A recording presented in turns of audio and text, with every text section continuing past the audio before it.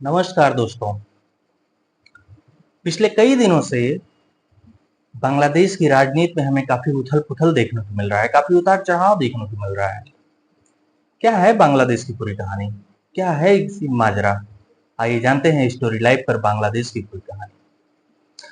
बात 1947 की है, जब भारत और पाकिस्तान का बंटवारा होता है, तो भारत तो एक ही हिस्से में रहता है, लेकिन पाकिस्तान 2 हिस्सों में बँट जाता है। बंगाल का जो एरिया था वो 2 भागों में बँटता है, वो भी 2 भागों में बँट जाता है। पूर्वी बंगाल मुस्लिम बाहुल्य इलाका होने की वजह से पाकिस्तान के हिस्से में जाता है। पश्चिम बंगाल हिंदू बाहुल्य इलाका होने की वजह से हिंदुस्तान के हिस्से में आता है। पूर्वी बंगाल जो कि पाकिस्तान का हिस्सा था, वहां पर बांग्ला भाषा बोली जाती थी और पाकिस्तान में उर्दू भाषा बोली जाती थी। कुछ दिन बाद, कुछ सालों बाद धीरे धीरे बांग्ला भाषा और उर्दू भाषा में काफी कॉन्फ्लिक्ट देखने को मिलता है। पाकिस्तान के लोग उर्दू भाषा पूर्वी बंगाल के लोगों पर थोपने का प्रयास जब करते हैं, तो वहां के लोग काफी नाराजगी जाहिर करते हैं। तब पाकिस्तान पूर्वी बंगाल का नाम बदल करके पूर्वी पाकिस्तान रख देता है और यहीं से शुरू होती है पूर्वी पाकिस्तान की उपेक्षा, शोषण और दमन की कहानी। इवन जब 1970 में पाकिस्तान में आम चुनाव होता है, तो पूर्वी पाकिस्तान की लोकप्रिय अवामी लीग पार्टी, जिसके नेता थे शेख मुजीबुर रहमान, उनकी पार्टी बहुमत हासिल करती है। तो पाकिस्तान का जो शासक था उस समय याहिया खां, वो इन परिणामों को मानने से इनकार कर देता है, कहता है कि मैं इन परिणामों को नहीं मान सकता। तब पूर्वी पाकिस्तान के लोग काफी भड़क उठते हैं और फिर पाकिस्तानी शासक जो था वो याहिया खां अवामी लीग पार्टी के नेताओं के ऊपर, उनके कार्यकर्ताओं के ऊपर काफी जुल्म ढाता है, काफी अत्याचार करता है, तमाम लोगों को जेल में डाल देता है। उसी समय शेख मुजीबुर रहमान ने बांग्लादेश की आजादी का आंदोलन छेड़ दिया। शेख मुजीबुर रहमान जो कि अवामी लीग पार्टी के अध्यक्ष थे, उन्होंने सबसे पहले एक मुक्ति वाहिनी सेना का गठन किया। पाकिस्तान की जो सेना थी वो तो पहले से थी ही। पाकिस्तान की सेना बांग्लादेश की आजादी में सहयोग तो करती ना। इस वजह से शेख मुजीबुर रहमान ने एक मुक्ति वाहिनी सेना का गठन किया और फिर शुरू हो जाता है बांग्लादेश की आजादी की लड़ाई। काफी खूनी संघर्षों के बाद हजारों लोग मौत के घाट उतार दिए जाते हैं। 10 लाख के करीब लोग बांग्लादेशी भारत में आकर के शरण लेते हैं। तब इस समस्या से निपटने के लिए बांग्लादेश इंडिया से रिक्वेस्ट करता है कि इस मैटर में इंटरफेयर करे। तो जब इंडिया इस मैटर में इंटरफेयर करता है, तो पाकिस्तान इंडिया के खिलाफ वार छेड़ देता है, युद्ध छेड़ देता है और अब भारत और पाकिस्तान का 1971 का जो वार था वो शुरू हो जाता है। पाकिस्तान को बुरी तरह से परास्त करने के बाद 16 दिसंबर 1971 को पाकिस्तान की सेना ने इंडिया की सेना के सामने समर्पण कर दिया और बांग्लादेश एक आजाद मुल्क बना और शेख मुजीबुर रहमान उसके पहले राष्ट्रपति बने। क्योंकि जब बांग्लादेश की लड़ाई चल रही थी, उस वक्त पूर्वी पाकिस्तान में ही एक संगठन था जमाते इस्लाम। वो पाकिस्तान आर्मी का सपोर्ट कर रहा था, बांग्लादेश की आजादी का सपोर्ट नहीं कर रहा था। तो जब बांग्लादेश आजाद हुआ, शेख मुजीबुर रहमान राष्ट्रपति बने, तो उन्होंने सबसे पहला काम किया कि जमाते इस्लाम संगठन को बैन किया और उनको रजाकार घोषित किया। रजाकार, जी हाँ, वही शब्द है जो आगे चलकर के शेख हसीना के हश्र की वजह बनता है। तो रजाकार का मतलब अमूमन गद्दार होता है, एंटी नेशनल, देशद्रोही। उसके बाद सबसे पहले शेख मुजीबुर रहमान ने मुक्ति वाहिनी सेना के लोगों को बांग्लादेश की आर्मी में सेटल किया और उन्हें फ्रीडम फाइटर का दर्जा दिया, स्वतंत्रता संग्राम सेनानी का। और उन फ्रीडम फाइटर को पूरे देश में 30% आरक्षण भी लागू कर दिया, कोटा दे दिया। अब यही कोटा आगे चल करके पूरे विवाद की जड़ बनता है। क्योंकि इसके पहले से 26% आरक्षण अलग अलग सेक्टर्स में दिए जाते थे, 10% महिलाओं के लिए, 10% बैकवर्ड डिस्ट्रिक्ट के लोगों के लिए, 5% फिजिकली हैंडीकैप लोगों के लिए और 1% एथनिक माइनॉरिटी के लिए। तो कुल मिलाकर के अब पूरे देश में 56% आरक्षण लागू हो चुका था। और उसके बाद शेख मुजीबुर रहमान के इस निर्णय के खिलाफ वहां की विपक्षी पार्टियों ने विरोध प्रदर्शन करना शुरू कर दिया और जनता के मन में धीरे धीरे शेख मुजीबुर रहमान के खिलाफ आक्रोश बढ़ने लगा। और उसका नतीजा ये होता है कि 1975 में 1975 में सैन्य तख्ता पलट हो जाता है और शेख मुजीबुर रहमान को अपनी कुर्सी गंवानी पड़ती है। शेख जियाउर रहमान अगले राष्ट्रपति बनते हैं। उसके कुछ ही दिन बाद शेख मुजीबुर रहमान, उनकी पत्नी, उनके 3 बेटे, उनकी बहू, उनकी पोते, कुल मिलाकर के लगभग 17-18 लोगों की हत्या कर दी जाती है। उस वक्त बांग्लादेश में काफी आक्रोश था लोगों के अंदर। जब ये हत्या की जा रही थी उस वक्त शेख मुजीबुर रहमान की जो 2 बेटियां थी, शेख हसीना और शेख रेहाना, वो बांग्लादेश में न होने की वजह से उस वक्त वो जर्मनी में थी, वो बच जाती हैं। सैन्य तख्तापलट होने के बाद जियाउर रहमान देश के राष्ट्रपति बनते हैं। उसके 6 साल बाद 1981 में जियाउर रहमान की भी हत्या कर दी जाती है। जब जियाउर रहमान की हत्या कर दी जाती है, उसके बाद बांग्लादेश में सैनिक शासन लागू हो जाता है और जनरल इरशाद वहां के शासक बन जाते हैं। जब शेख मुजीबुर रहमान के परिवार की हत्या कर दी गई तो उनकी दोनों बेटियां जो कि विदेश में थी तो काफी डरी हुई थी कि हम लोगों की भी है ना हत्या हो जाए कहीं। इस डर की वजह से शेख हसीना और शेख रेहाना भारत में आकर के शरण लेती हैं। और जब जियाउर रहमान की भी हत्या हो जाती है तो बांग्लादेश में कोई लीडर नहीं बचता है जो कि वहां की जनता का नेतृत्व कर सके। सैन्य शासन लागू हो चुका था और सैन्य शासन अपनी मनमानी करता था, एक प्रकार से तानाशाही रवैया अपनाता था। तब 1981 में बांग्लादेश की आवाम के बुलावे पर शेख हसीना पहली बार बांग्लादेश जाती हैं और वहां पर जाकर के सैन्य शासक जनरल इरशाद के खिलाफ मुहिम छेड़ देती हैं। जब सैन्य शासक जनरल इरशाद के खिलाफ मुहिम छेड़ती हैं तो इसका खामियाजा शेख हसीना को भुगतना पड़ता है और कई बार उनको जेल जाना पड़ता है। उन पर अत्याचार किया जाने लगा, उनके लोगों को प्रताड़ित किया जाने लगा। इस राजनीति के ही चक्कर में शेख हसीना के पूरे परिवार की भी हत्या कर दी जाती है। उसके बावजूद शेख हसीना को 15 साल बांग्लादेश की राजनीति में संघर्ष के बाद जाकर के 1996 में पहली बार सत्ता हासिल होती है। और जब शेख हसीना 1996 में पहली बार सत्ता में आती हैं तो उसके 1 साल बाद 1997 में ही फ्रीडम फाइटर को जो आरक्षण दिया गया था उसी से संबंधित एक नया नियम लागू करती हैं कि अब से फ्रीडम फाइटर के बच्चों को भी 30% आरक्षण दिया जाएगा। शेख हसीना के इस निर्णय से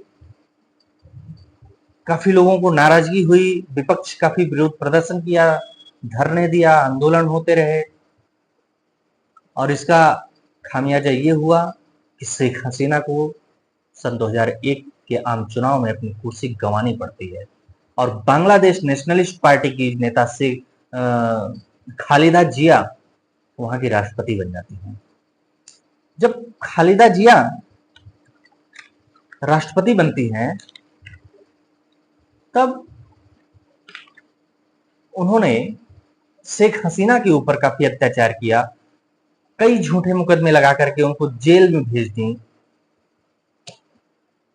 और उनके लोगों को प्रताड़ित किया जाने लगा, वहां के लोगों को प्रताड़ित किया जाने लगा। उसके बाद सन 2008 में शेख हसीना दोबारा सत्ता में वापस आती हैं और खालिदा जिया जब तक प्रधानमंत्री थी तो उन्होंने पाकिस्तान का जो संगठन था जमात इस्लाम, उस पर उसका बैन हटा दिया था। तो जब शेख हसीना प्रधानमंत्री 2008 में दोबारा बन जाती हैं तो फिर से उन्होंने उस जमात इस्लाम संगठन जिसको रजाकार कहा गया था पर बैन लगाती हैं। उसके बाद खालिदा जिया समेत विपक्ष के कई बड़े नेताओं को मुकदमा लगा करके जेल में डाल देती हैं, सभी को प्रताड़ित किया जाने लगता है। उसके बाद 2014 में चुनाव होता है और शेख हसीना दोबारा सत्ता में आती हैं। दूसरे टर्म में उनके सन 2018 में, ये जब पहली टर्म में आई थी सन 2008 में शेख हसीना, तो उसके 2 सालों बाद इन्होंने सन 2010 में फिर एक नया नियम आरक्षण को लेकर के आया कि अब से फ्रीडम फाइटर के बच्चों को भी आरक्षण दिया जाएगा, यानी कि फ्रीडम फाइटर के ग्रैंड चिल्ड्रन को भी आरक्षण दिया जाएगा। इसको भी लेकर के काफी बवाल मचा और काफी लोगों ने इसकी विरोध किया। फिर उसके बाद साल आता है 2018 में ही इसी आरक्षण का लाभ लेने के लिए कई जगहों पर फर्जी सर्टिफिकेट बनते हुए पकड़ा गया, जो कि काफी बहुत बड़ा मुद्दा बना पूरे देश में। विपक्ष की सारी पार्टियां एक हो करके इस मुद्दे के खिलाफ आंदोलन शुरू कर देती हैं और प्रधानमंत्री शेख हसीना से इस बात की मांग करती हैं कि इस आरक्षण को ही खत्म किया जाए। क्योंकि 2018 में ही दिसंबर में आम चुनाव होने थे, इस वजह से शेख हसीना की सरकार दबाव में आ जाती है और फ्रीडम फाइटर को दिए गए आरक्षण को खत्म कर देती है। और शेख हसीना लगातार तीसरी बार 2018 में प्रधानमंत्री बन जाती हैं, चुनाव जीत जाती हैं 2018 में भी। उसके बाद 2024 में चुनाव होता है, तो जो 2024 में भी शेख हसीना लगातार चौथी बार प्रधानमंत्री बांग्लादेश की बनती हैं और तभी जून 2024 में बांग्लादेश में हाईकोर्ट का एक आदेश आता है कि 2018 में सरकार ने जो आरक्षण को खत्म कर दिया था फ्रीडम फाइटर के, उसको फिर से बहाल किया जाता है। और जब हाईकोर्ट का ये आदेश आता है तो फिर से शेख हसीना सरकार के खिलाफ वहां की जनता सड़कों पर उतर जाती है और इस आरक्षण के खिलाफ आंदोलन करने लगती है, धरना देने लगती है और शेख हसीना से इस बात का भी मांग करने लगती है कि इस आरक्षण को आप खत्म कीजिए। और काफी लोग इस हाईकोर्ट के इस फैसले के विरोध में, इसके अगेंस्ट में सुप्रीम कोर्ट भी चले जाते हैं। तो जब काफी दिनों तक बांग्लादेश की सरकार शेख हसीना इस मुद्दे पर कोई कदम नहीं बढ़ाती है, आरक्षण के मुद्दे पर, तब ढाका यूनिवर्सिटी के कुछ छात्रों ने इस आरक्षण के खिलाफ आंदोलन छेड़ दिया और देखते ही देखते ये आंदोलन पूरे देश में फैल गया। विपक्ष की सारी पार्टियां, विपक्ष की पार्टियों के जो छात्र संगठन थे, सब इस आंदोलन से जुड़ गए और देश में एक भूचाल जैसी स्थिति बन गई। और मतलब इतनी मजबूती के साथ कभी इस आरक्षण के खिलाफ लोगों ने आवाज नहीं उठाई होगी। ये पहली दफा था जब ढाका विश्वविद्यालय के छात्रों ने आंदोलन शुरू किया और देखते ही देखते पूरे देशव्यापी आंदोलन में वो परिवर्तित हो गया। चारों तरफ हिंसा होने लगी, आगजनी होने लगी, पथराव होने लगा, सरकारी संपत्तियों को नुकसान पहुंचाया जाने लगा। तभी 14 जुलाई 2024 को शेख हसीना मीडिया के सामने आती हैं और एक ऐसा बयान देती हैं जो कि पूरे बांग्लादेश में आग की तरफ फैल जाता है। शेख हसीना कहती हैं कि फ्रीडम फाइटर के बच्चों को आरक्षण नहीं दिया जाएगा तो क्या रजाकार के बच्चों को आरक्षण दिया जाएगा?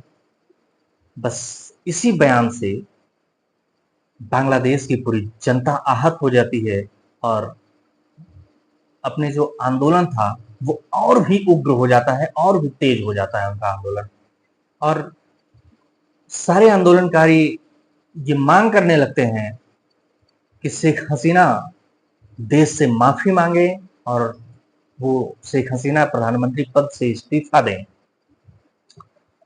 उसके बाद भी आंदोलन जब तेज होता गया, जब शेख हसीना ने माफी नहीं मांगी, तब जो है, अब चूंकि अब तक सरकार पूरी तरह से चौतरफा एकदम घिर चुकी थी, उसको भी नहीं समझ में आ रहा था कि हम इन प्रदर्शनकारियों से कैसे निपटें, क्या इसका सॉल्यूशन है।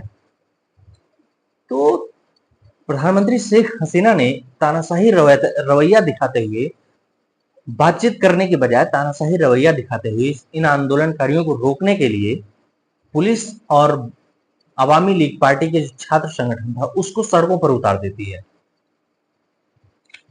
जब छात्र संगठन और पुलिस इन आंदोलनकारियों को रोकने के लिए सड़कों पर उतरती है, उसके बाद पूरे देश में कत्लेआम शुरू हो जाता है, हजारों लोग मौत की घाट उतार दिए जाते हैं, एक खूनी संघर्ष शुरू हो जाता है।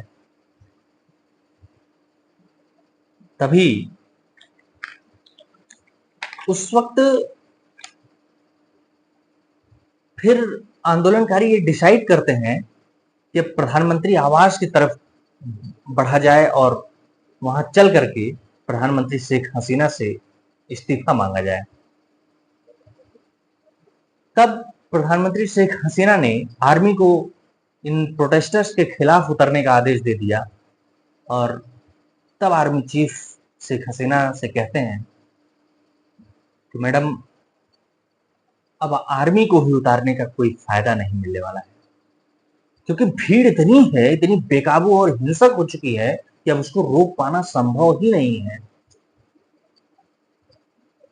वो बहुत उग्र हो चुके हैं।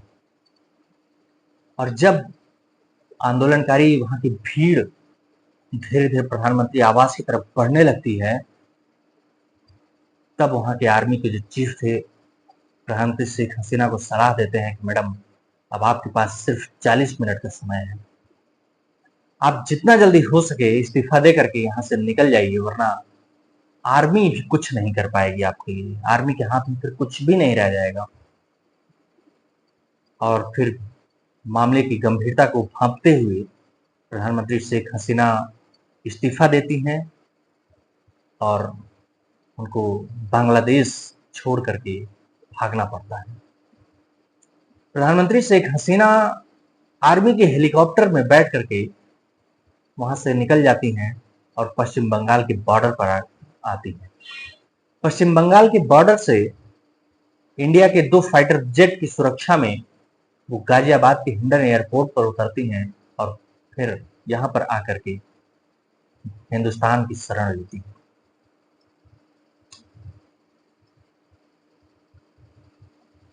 आरक्षण और रजाकार, ये ऐसे दो शब्द थे जो बांग्लादेश में शेख हसीना के हश्र की पूरी गाथा लिखती है।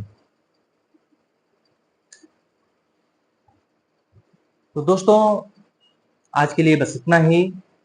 तो जाते जाते मेरे चैनल को लाइक कीजिए और सब्सक्राइब भी कीजिए और बेल आइकन को भी प्रेस कीजिए ताकि मेरे आगे आने वाले वीडियोस को भी आप देख सकें। मिलते हैं किसी नेक्स्ट वीडियो में। अब के लिए धन्यवाद।